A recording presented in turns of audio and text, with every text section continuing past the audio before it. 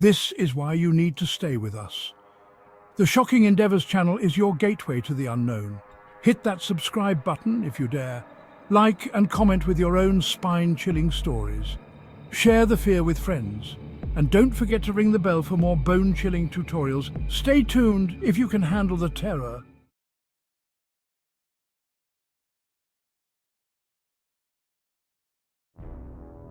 The wind howled, snow whipped through the air, visibility dropped to 0 in seconds. Apsley Cherry-Garrard's world turned white.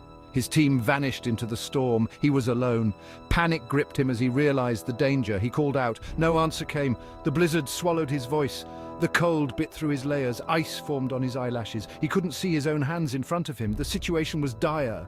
Cherry-Garrard knew he had to move. Standing still meant death, but which way? Every direction looked the same. White, just white. He picked a direction and started walking. Each step was a battle against the wind. His mind raced. Where were the others? How long would this storm last? Could he survive alone? The questions pounded in his head, but he pushed on. One foot in front of the other. It was all he could do. The blizzard raged on, indifferent to his plight. Hours passed, or was it days? Time lost meaning in the endless white.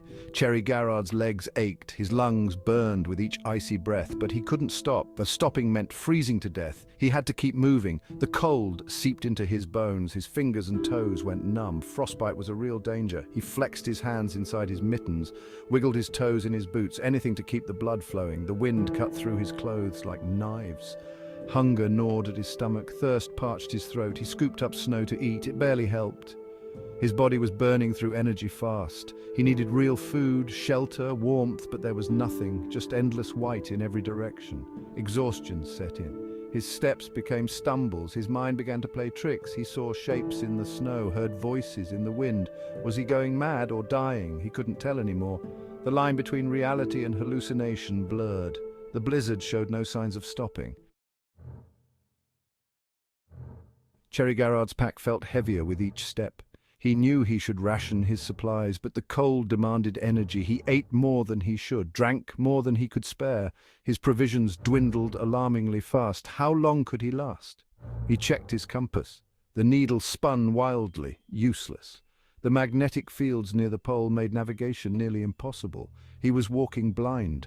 Hope began to fade. Would he ever see his team again, his family, or would he become another frozen corpse in this vast white desert?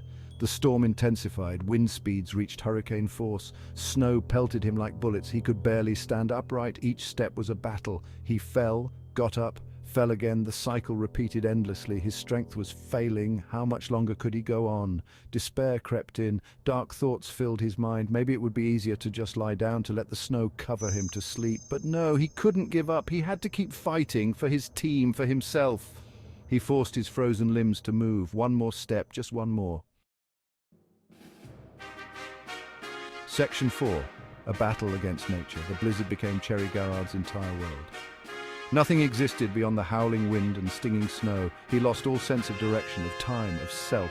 He was just a speck of life in an ocean of white, fighting against impossible odds. His body began to shut down. Hypothermia set in.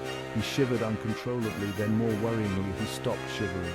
His core temperature was dropping dangerously low. He knew the signs. He was dying, slowly freezing from the inside out. But still, he refused to stop. Memories flashed through his mind. Warm summer days, laughing with friends, his mother's smile. Would he ever experience those things again? The thought gave him strength. He couldn't let this be the end. He had too much to live for, too much left undone. He shouted into the wind, cursed the storm, challenged the Antarctic to do its worst. His voice was lost in the howling gale, but it didn't matter. The defiance gave him strength. He was Apsley Cherry-Garrard, explorer, survivor. He would not go quietly into the night. Section 5. The desperate search for salvation. Cherry-Garrard's world narrowed to a single focus, survival. Every ounce of energy went into moving forward. His legs were lead, his lungs fire, but he kept going, one step, another. Endless white stretched before him, but somewhere out there was salvation. He had to believe that.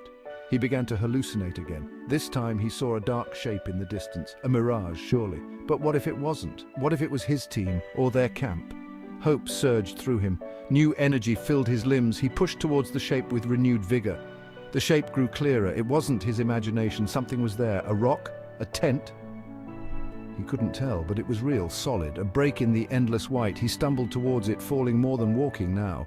His strength was almost gone, but he was so close. As he neared, the shape took form. It was a tent.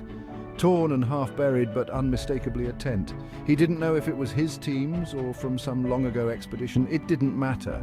It was shelter, safety. He collapsed against it, tears freezing on his cheeks. He had found salvation. Section 6. Return from the brink, a changed man. Cherry-Garrard huddled in the battered tent. The storm raged on outside, but in here he was safe, protected. He ate the last of his rations, melted snow for water. Slowly, life returned to his frozen body. He had cheated death, but at what cost?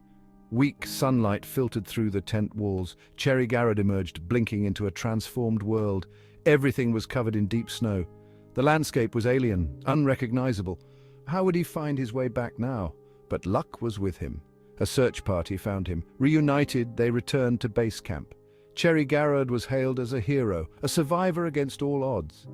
But he didn't feel like a hero. He felt changed, haunted. The experience had marked him. He would never be the same. The Antarctic had shown him the raw power of nature, the fragility of human life. He had stared into the white abyss and come back. But part of him would always remain there, in the endless white, forever changed by his dance with the White Death. Well, my friends, now that I have you all here secluded with me, confined and alone, with nothing to do and nowhere to go, it's time for you to sit back and relax while you hold on to your seats. Join me here at the Shocking Endeavors channel for some death-defying suspense, terror and madness. You'll be glad that you did, believe me. Now I need you to subscribe, like, comment and share this video after you hit that notification button. If you don't, strange things may happen to you. Ha ha ha ha ha.